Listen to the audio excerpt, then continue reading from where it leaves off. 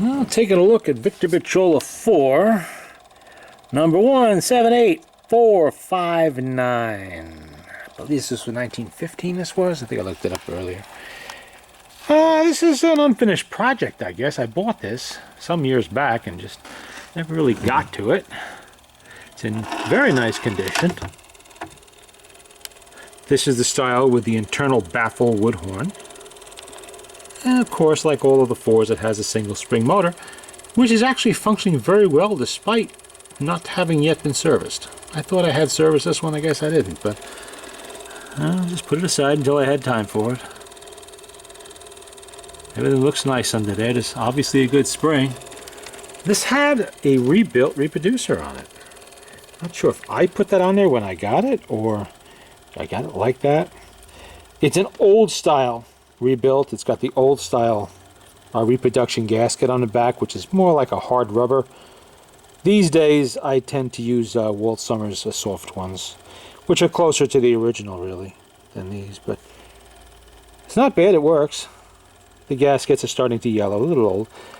That's probably an original diaphragm, or maybe just a dirty one, I don't know. Don't know if I built this or I got it this way. Either way, I'll have to go through that again. Modernize it a little bit.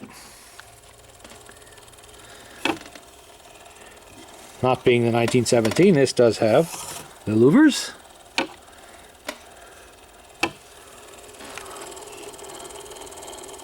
And these 4s have the smaller governor weights on there. You really can't see that when it's spinning, but well, I guess you can a little bit. Surprisingly nice friction leather on there. Looks almost new condition. And maybe the machine just wasn't used that much, who knows. Now this is not nearly as bad of a greasy, nasty mess as I usually have to deal with, but there's grease on there. It does need some scrubbing. But the spring is not thumping and bumping, so I probably won't have too much of an issue once I get it out. It seems pretty strong. I did spin a record on this, one of my crappy records, just to see what it would do. It actually sounded pretty good. I did that on purpose to see if I could stop the motor, but it didn't. It pushed right through it. A good sign. A little hard to see down in there, I guess. Got some mold speckles, and you see the original right here? That is the original assembly marks from the Camden factory. And we do have the correct handle for it.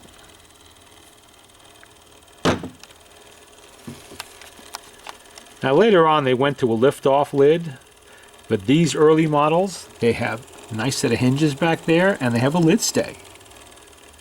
Going to the one-piece lid allowed them to do away with the lid stay and the 2 hinges, and going to the full floating internal horn allowed them to do away with all the woodwork.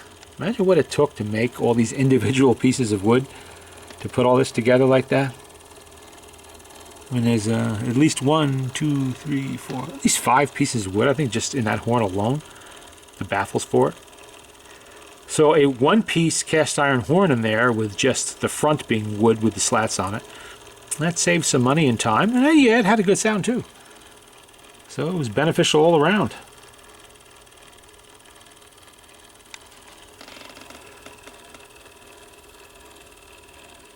I didn't even wind it up that much, and it's spinning quite a bit.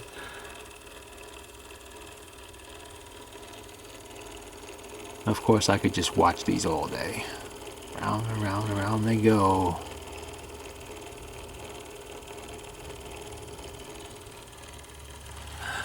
Let's see the sticker underneath. I think this does have a sticker.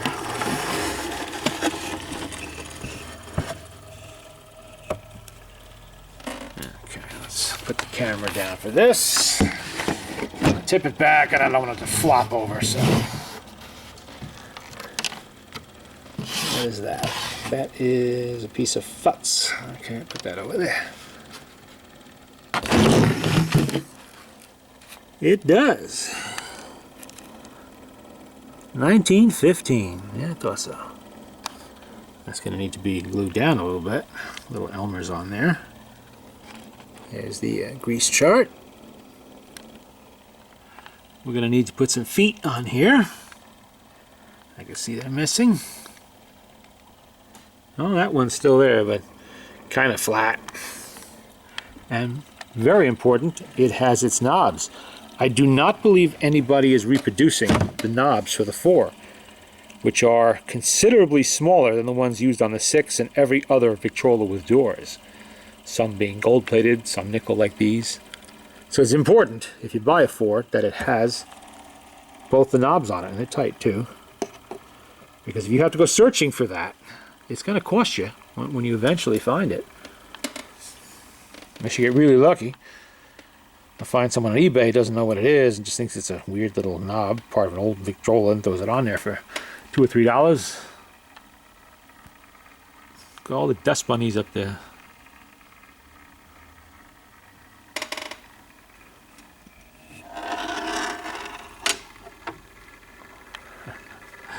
And still it spins. Sounds like it's slowing up though. Oh, it is, it is. There she goes. Winding down. Now you can see the small weights. See them? They're a little bit smaller than the ones used on the bigger machines. Why, I'm not sure, because I have substituted the larger weights on these motors before with no problem at all.